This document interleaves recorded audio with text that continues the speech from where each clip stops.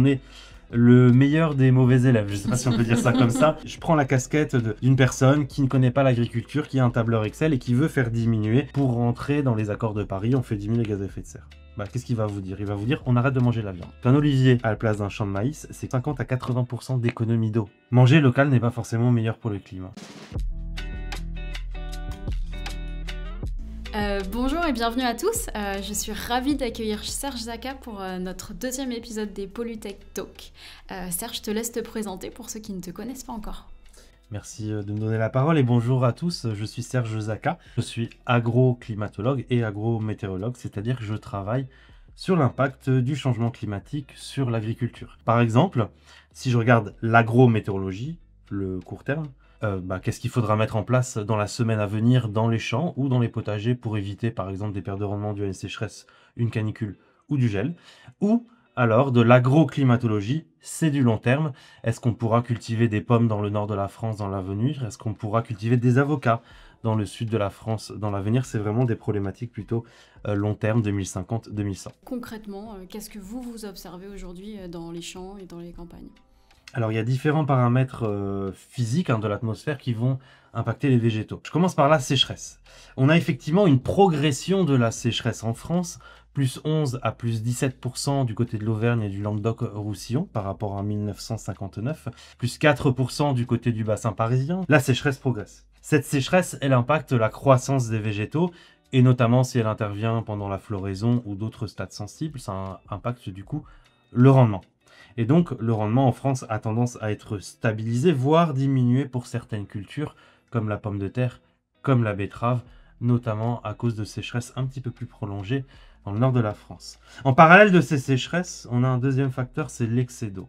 Parce que le changement climatique, c'est pas une sécheresse prolongée, c'est une accentuation du cycle de l'eau dans les deux sens.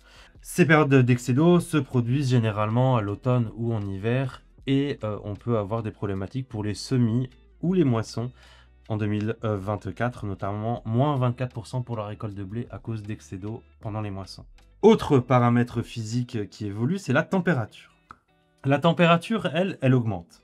Donc en augmentant, on a une modification soit des paramètres physiologiques de la plante pendant les canicules, en gros des brûlures, des pertes de fleurs, des chutes de fruits parce que l'arbre est beaucoup trop stressé par rapport aux canicules, ou des modifications sur le long terme, donc il fait un petit peu plus doux en hiver par exemple, et les végétaux ont tendance à fleurir un peu plus tôt en mars ou en avril.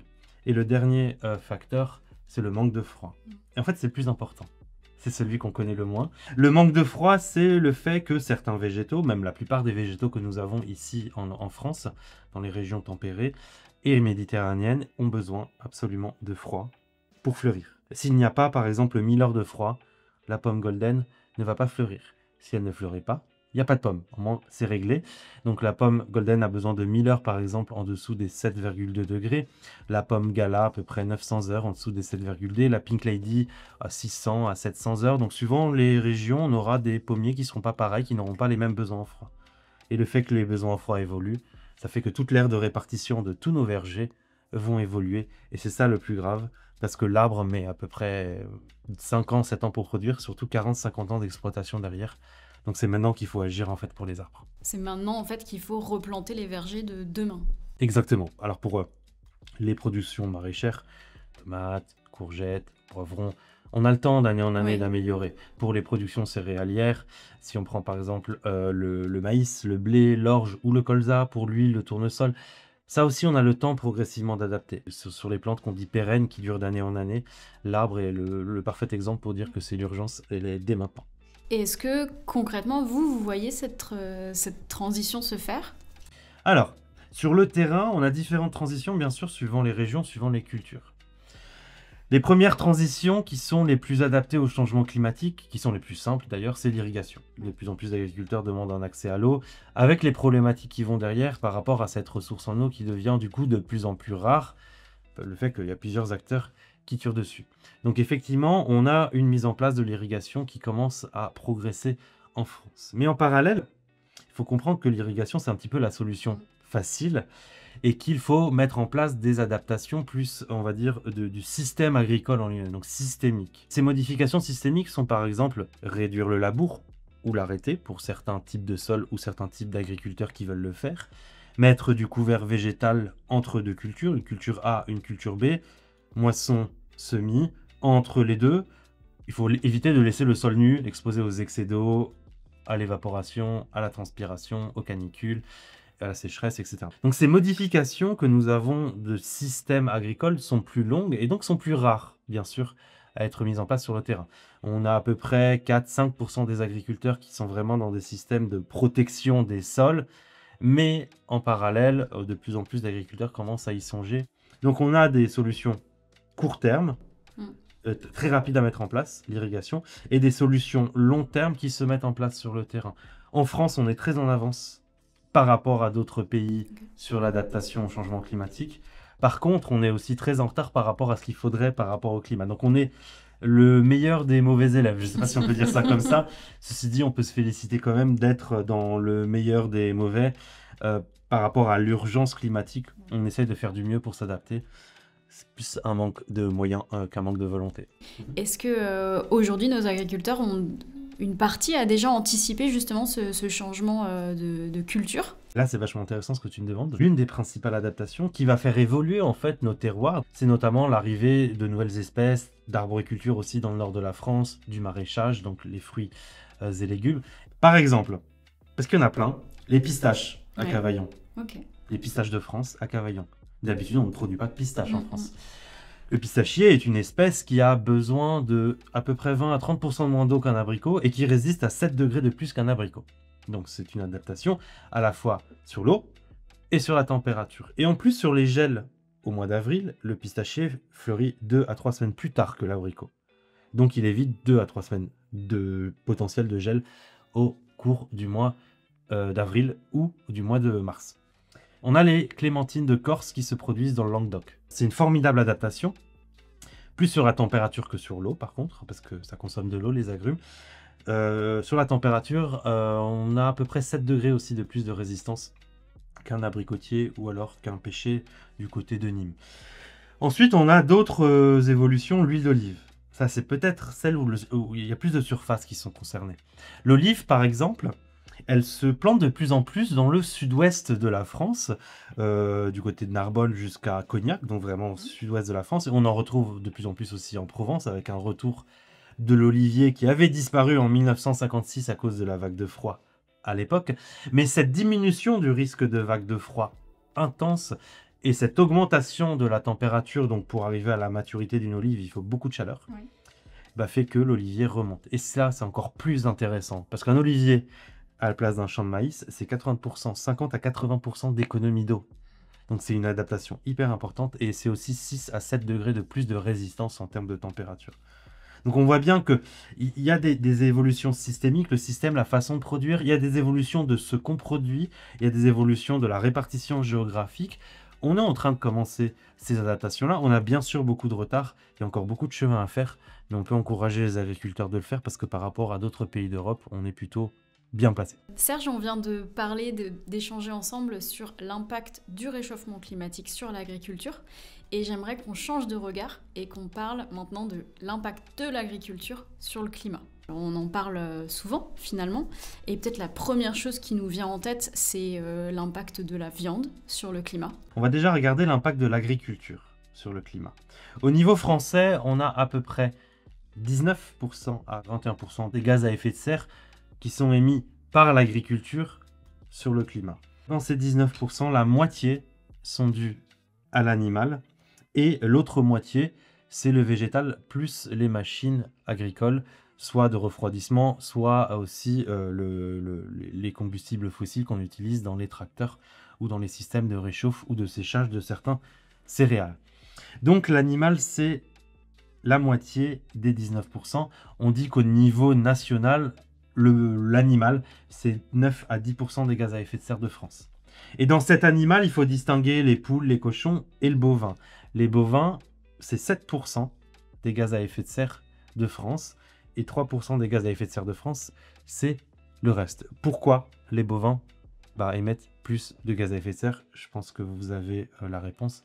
C'est parce que par leur eau et non pas par leur P, eh bien, ils émettent des gaz à effet de serre qui sont beaucoup plus nocifs que le CO2. Je prends la casquette d'une personne qui ne connaît pas l'agriculture, qui a un tableur Excel et qui veut faire diminuer, pour rentrer dans les accords de Paris, on fait diminuer les gaz à effet de serre. Bah, qu'est-ce qu'il va vous dire? Il va vous dire, on arrête de manger de la viande.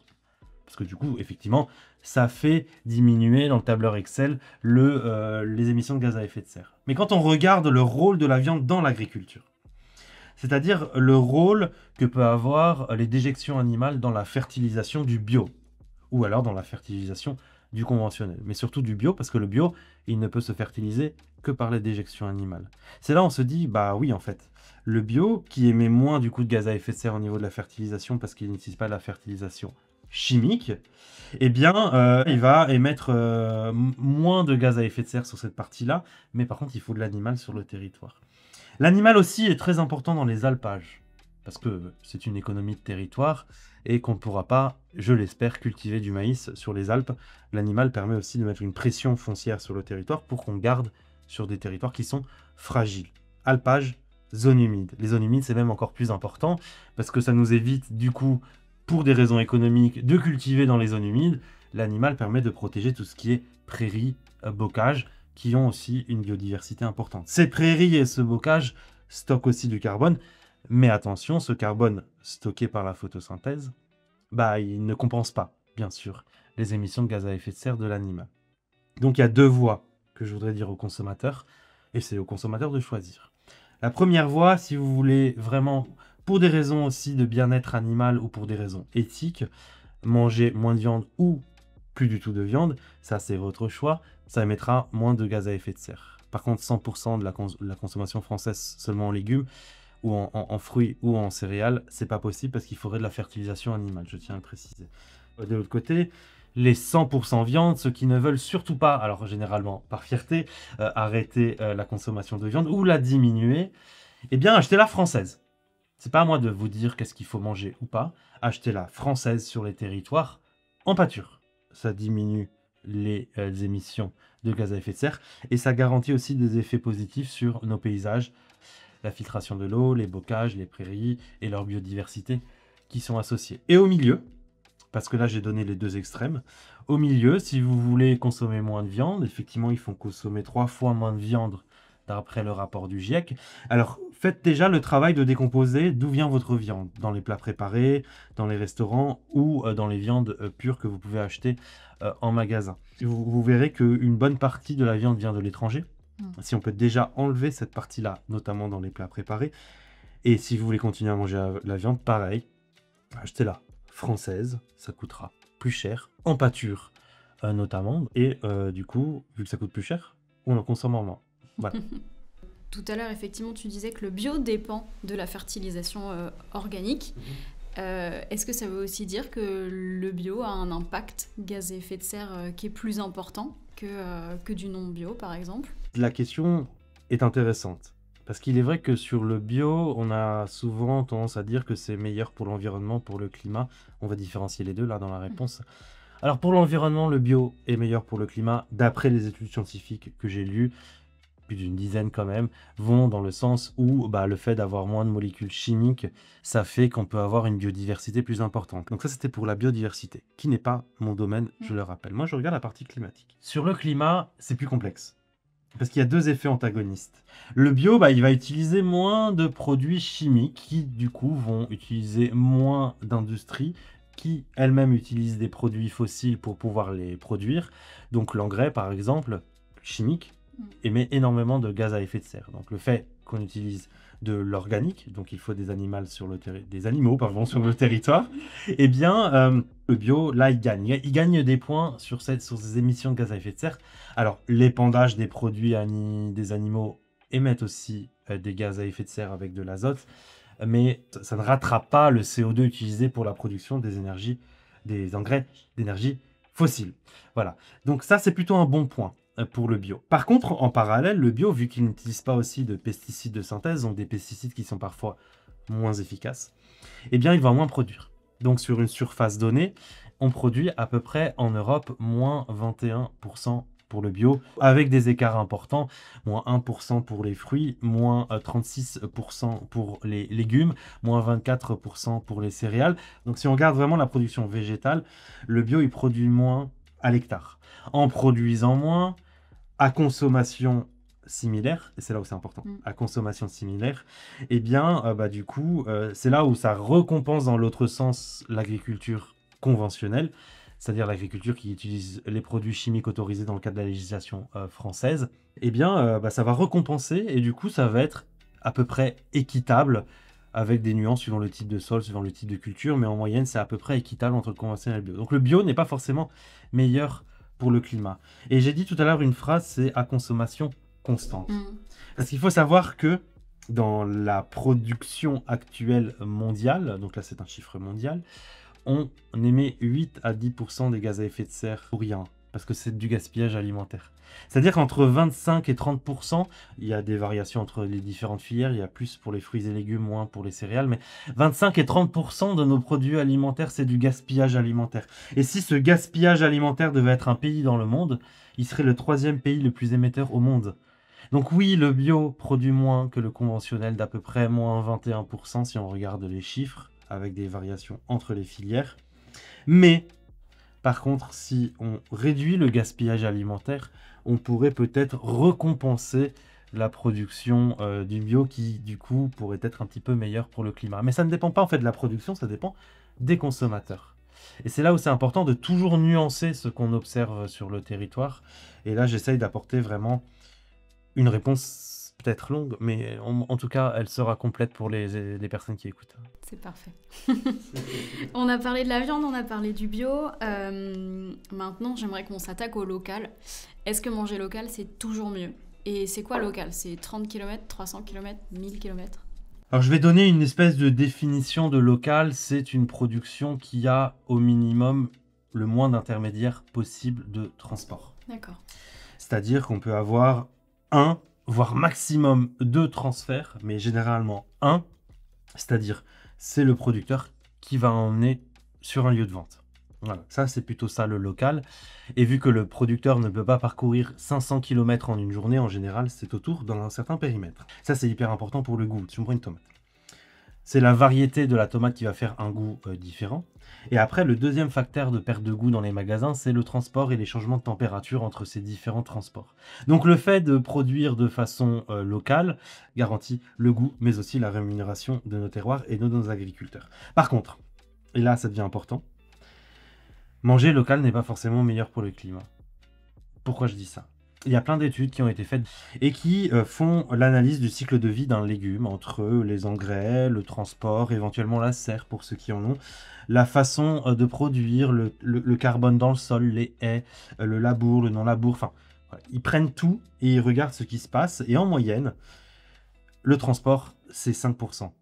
Ça veut dire que le transport est tellement optimisé maintenant entre train, camion, avion, cargo, etc., que il a été très fortement réduit.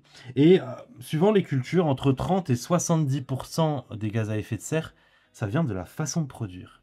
Et là, ce que je veux dire, ça a peut-être choqué certaines personnes, mais si vous achetez une tomate espagnole faite en saison, en champ, en Espagne, avec des conditions agroécologiques, peut-être des haies, des façons de stocker du carbone, moins de labour, ça sera peut-être plus intéressant que d'acheter une tomate bretonne. Parce que cette tomate bretonne a été faite sous serre, parfois hors saison, et avec des conditions de culture qui émettent plus de gaz à effet de serre que la tomate espagnole. Donc là, on aura consommé local en Bretagne une tomate bretonne, mais du coup, la fait de la ramener de l'Espagne, ça aurait coûté, paradoxalement, moins de CO2. Et c'est là où, pour les consommateurs, il est très important de travailler local, puisqu'il faut rémunérer les agriculteurs du territoire, mais dans ce local, il faut aussi regarder la façon de produire, la façon dont c'est cultivé, parce que c'est 30 à 70% des gaz à effet de serre. Comment on sait si la production a été bénéfique pour l'environnement ? Alors déjà, ça dépend du magasin dans lequel on va. Parce que si on va dans un magasin, on va dire, alimentaire général, type supermarché, là, on n'aura pas le détail. Il va falloir demander au chef de rayon s'il est présent. Est-ce qu'on pourra avoir son détail? Il ne va pas forcément vous dire le fournisseur, parce que là, vous pourrez rentrer dans le détail personnel, mais on peut demander quelques détails au chef de rayon. Par contre, dans les magasins spécialisés, pas forcément bio, on peut avoir des petits vendeurs de fruits et légumes. Ça coûtera bien sûr plus cher, mais cette personne-là va être un peu plus au courant de la façon de cultiver. Donc ça dépend vraiment ce que vous avez dans votre quartier. Si vous avez un supermarché, achetez plutôt français bien sûr, allez demander au chef de production s'il n'y a rien écrit sur le packaging. Si vous avez l'occasion d'aller dans un magasin fermier, fromage, vin, fruits, légumes, là ils ont beaucoup plus de détails sur les différents produits. Et si vous avez vraiment aucune information, il peut y avoir un lien entre le prix de la production, si pour le même pays, hein, je dis pas dans des pays différents, dans un même pays, plus le prix est important, plus en général, alors c'est en gros, hein, plus en général, ça a été que les pratiques ont été respectueuses un minimum de l'environnement. N'oubliez pas aussi que le goût de nos produits, hein, je reviens sur le goût, c'est la variété en premier, et ensuite c'est la distance entre le lieu de cueillette et le lieu de consommation, et les facultés de cueillette à maturité. Alors je sais que dans les commentaires, on va me répondre, mais je n'ai pas forcément les moyens de m'acheter plus cher, etc., etc. Il y a plusieurs cas de figure, on ne peut pas généraliser. Le premier cas, il y a effectivement des personnes en France, et là il faut les soutenir, qui n'ont pas les moyens d'acheter des produits alimentaires plus chers. Ensuite, on a une autre catégorie de Français qui ont les moyens, mais qui vont favoriser par exemple des plats préparés. Et là, le fait d'avoir eu des intermédiaires de préparation, des intermédiaires agroalimentaires, ça va coûter plus cher au kilo. Donc pour ces personnes-là, on peut leur dire, vous pouvez acheter des produits bruts et les cuisiner chez vous. Ça fera en fait plus de quantité à prix constant. Ensuite, on a des personnes qui ont des moyens, mais qui vont plutôt favoriser un iPhone ou un iPad ou je ne sais quoi, ou des vacances, et limiter en fait leur production sur l'achat alimentaire. Là, c'est une question bien sûr de priorité, c'est pas à moi de leur donner bien sûr des conseils, mais ils savent très bien dans leur inconscient qu'en limitant certains achats, parfois impulsifs, on peut améliorer l'alimentation. Et surtout, quelle que soit la personne, on peut montrer aussi à nos enfants qu'il y a d'autres formes d'alimentation possibles, c'est-à-dire de façon cuisinée, ça concerne tout le monde, des riches aux plus pauvres, d'apprendre à cuisiner à nos enfants, d'apprendre à traiter la matière première, d'apprendre aussi à produire. Moi j'ai des enfants, alors j'en ai 3.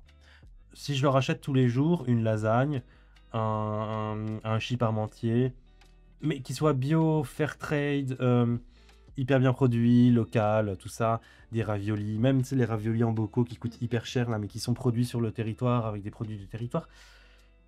Même en faisant ça, c'est pas suffisant. Et c'est même un petit peu trop poussé.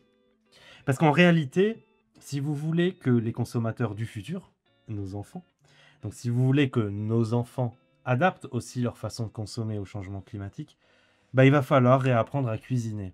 Et je cuisine avec eux. Ils ont des couteaux en plastique, donc ils ont l'impression de cuisiner, bien sûr. Mais en tout cas, ils voient que la tomate fait de la sauce tomate sur laquelle on rajoute du bœuf pour faire des spaghettis bolognaises. Alors, c'est pas très élaboré comme plat, on est d'accord, mais au moins, ils voient.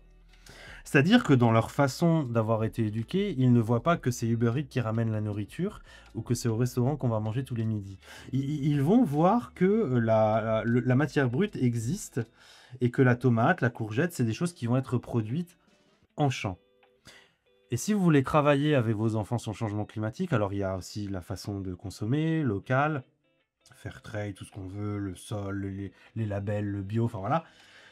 Mais si vous ne travaillez pas avec vos enfants sur la façon de cuisiner, bah, je peux vous dire que dans l'avenir, ça va être encore pire, ça va se dévier de plus en plus, et du coup, ils vont pas forcément savoir cuisiner, et ils vont être attirés par les plats préparés ou les plats livrés à domicile.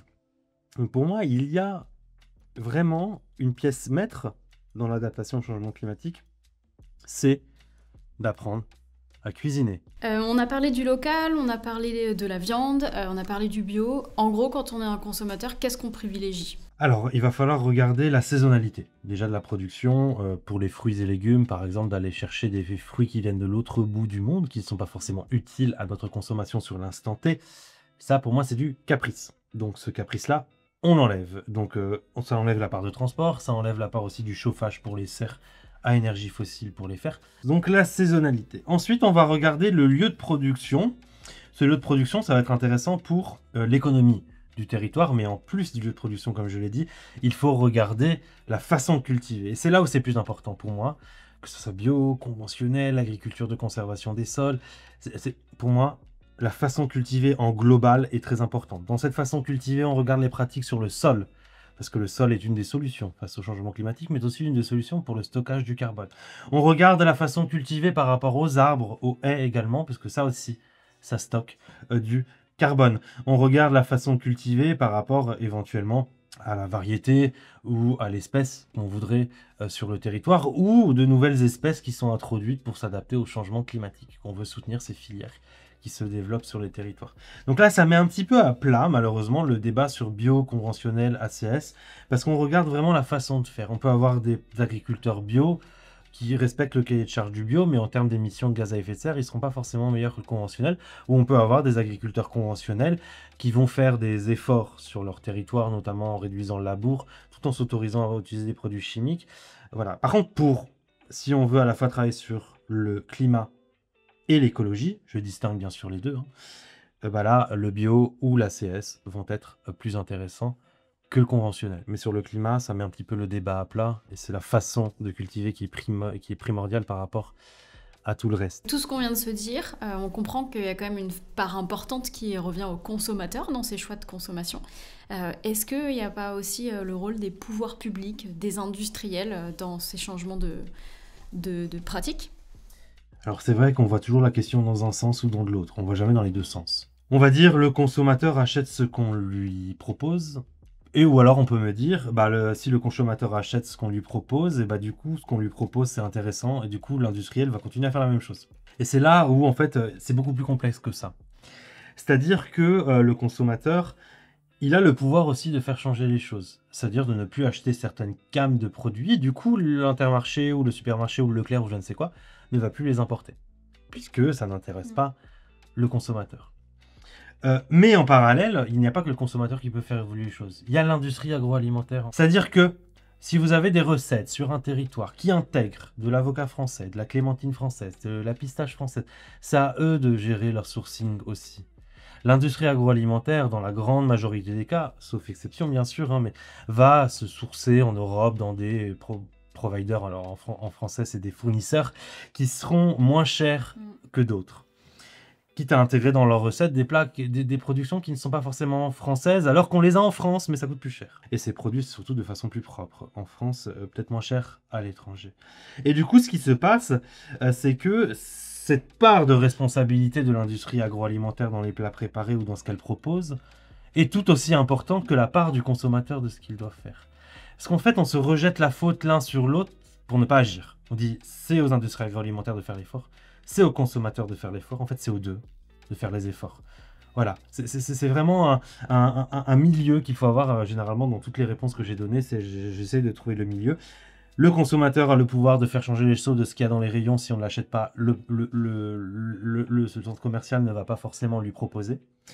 Et celui qui fait des plats préparés et qui va récupérer son blé, qui va récupérer son avocat, ses agrumes en Europe, lui aussi, il a le pouvoir de sourcer en France pour soutenir les filières locales. C'est un travail des deux et il faut arrêter de se rejeter la faute. C'est un petit peu comme si on me disait pour moi, la France émet 1% des gaz à effet de serre, la Chine en émet plus, j'ai pas d'effort à faire, la Chine doit en faire.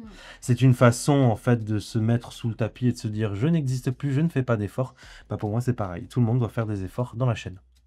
Merci beaucoup Serge pour toutes ces informations. On a appris énormément de choses aujourd'hui ensemble, donc merci beaucoup. Merci à vous et n'oubliez pas de vérifier tout ce que j'ai dit, parce qu'un bon scientifique et un bon esprit critique, ça vérifie même ce que je pourrais dire, parce que je peux me tromper aussi de mes chiffres. Bien sûr.